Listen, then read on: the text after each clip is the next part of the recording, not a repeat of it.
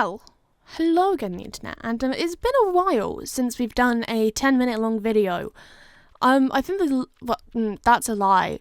If we exclude Ghost Goes Places, it has been a very long time since we've done a 10-minute video, and most of the time I don't do them because I either don't have enough footage to have a time lapse that will look decent at 10 minutes long, or I just can't be bothered to do it as a voiceover. So it is what it is. So today we're apparently starting off by adding in flowers to the bit we were working on last time. So that's kind of irrelevant to this video overly because that's not what we're doing. Yeah, this is the way things go. I don't check back my footage before I start the voiceover, so I go into it blind. So I started by adding in pathways to make sure that people get around. Wow, words. There's also a lot of the words.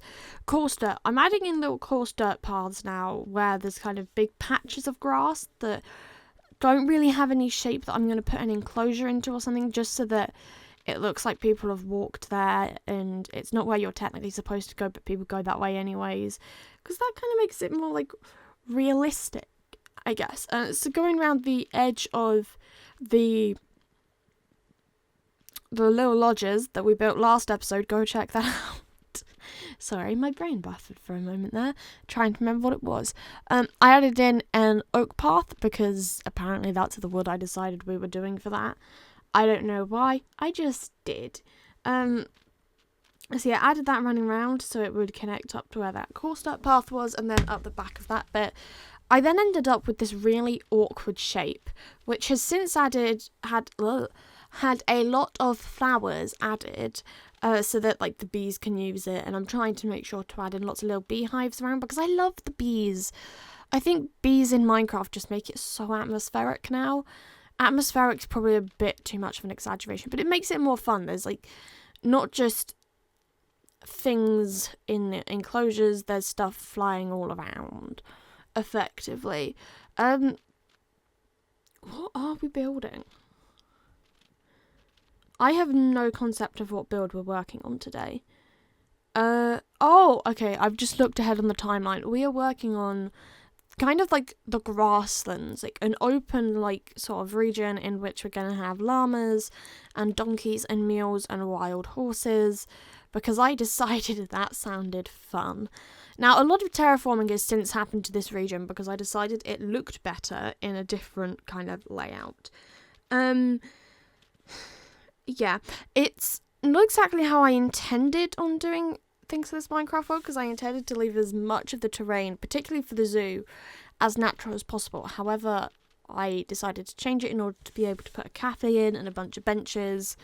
That is in a few episodes time, because I've literally just recorded that footage 3 or 4 days ago now, which for me, when I record, I tend to bulk record all my episodes so that I can just kind of voice over for a couple of weeks and go back to building. So yeah, for this biome region we are using terracotta, which is mostly because we're trying to keep it so it's all the savanna area builds have the terracotta. Jungle is lime. Then I think we also used lime on just the regular forests. I think I did sandstone for deserts. And then we have light blue is anything that's a snowy biome. I haven't worked out the other biomes I've got to do yet, but I kind of just pick based on what's going to look good with the rest of it.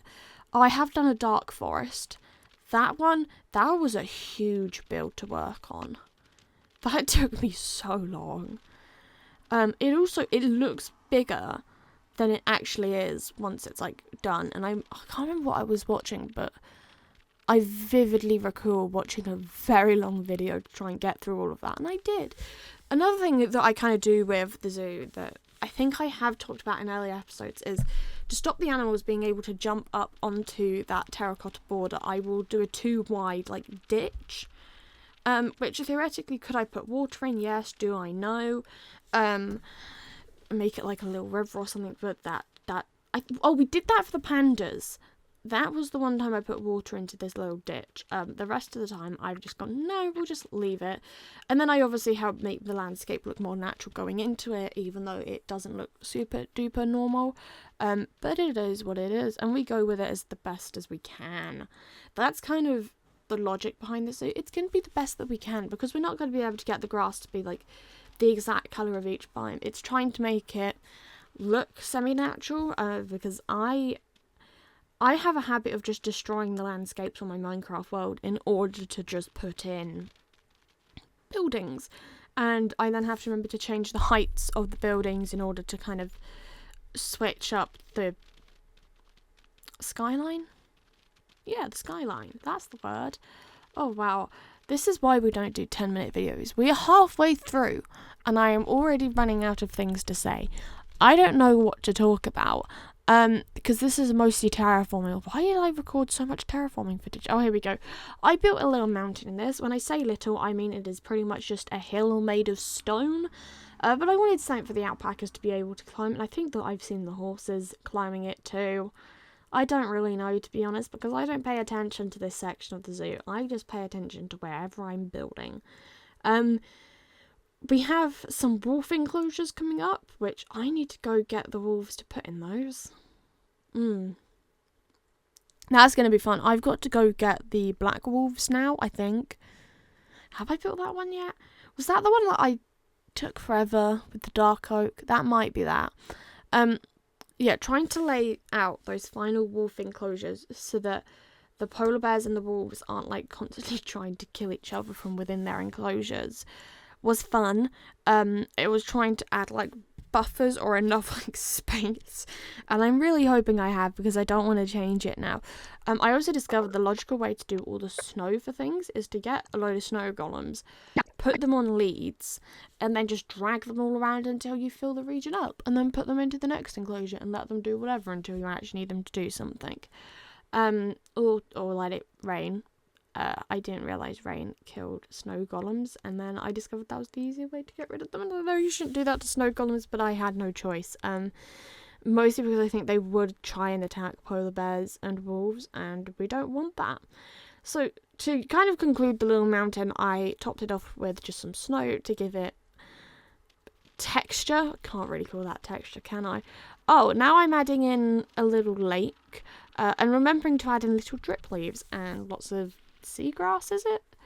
Because that way it has texture. That's the key behind this. Don't just like terraform, make it all flat, and then kind of give it dimension, and then not put like in grass and stuff, because then it does look boring and like something's wrong. We also had a chicken just randomly roaming around, and either that chicken's despawned or it's probably still in there.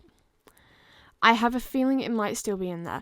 The sad thing is, though, as soon as you kind of... Actually, it might be a good thing for the purpose of this build, but once you kind of build over a region, animals don't spawn there. Or at least that's what I found. It's like there's a huge area where I flattened it out to go and build loads of buildings onto for the town that's like just in front of this zoo entrance. And there's just no animals in it anymore. There's just nothing. It's just streets. I should probably go in and like finish adding flowers and stuff to those streets so it actually looks a bit more alive. I'm not very good at remembering to do this. It's typically something I will film at the end of a project and go, yeah, that will do. Let's hope that's the right thing to do for it. And then look back at it and go, why didn't I do that earlier? That was super fast. I'm also adding coarse dirt mostly because A, it fits with the biome, and B, it makes it look like things have been trampled on. That's my logic. It also helps to break up the region, and something I have found is quite fun to do is to take like the rooted dirt you get from the azalea trees and mix that in with the coarse dirt, because again, helps break it up, makes it look nice. Apparently, for some reason, I just went onto that screen for ages. Never mind, it's gone now.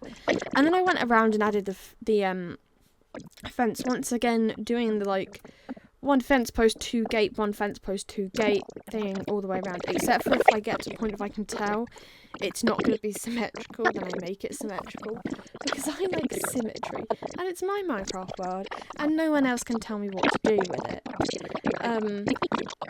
Yeah, that's the logic there. Apparently, I just froze instead of that for ages. Let's keep going. Around we go. I do eventually add in a path for this, but that's not until we're off of, like... Actually, I think that's going to be off camera. I don't think I add that in on camera. Sometimes if I want to just play Minecraft but not think about trying to make sure it's going to be something entertaining to watch, I would honestly just sit and put in paths, because it takes so long and it's so boring. But at the same time, once you dig it all out and then you're just placing blocks, it is incredibly mindless, and it might be one of my favourite tasks for this. But yeah, I think that brings us to the end of the video, I hope you have enjoyed my rambling, and this was in fact almost 11 minutes long.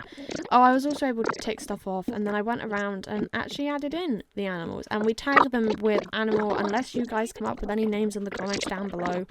In which case, that's what we are going to end up calling the various animals. Goodbye, the internet. I hope you have a good rest of your day.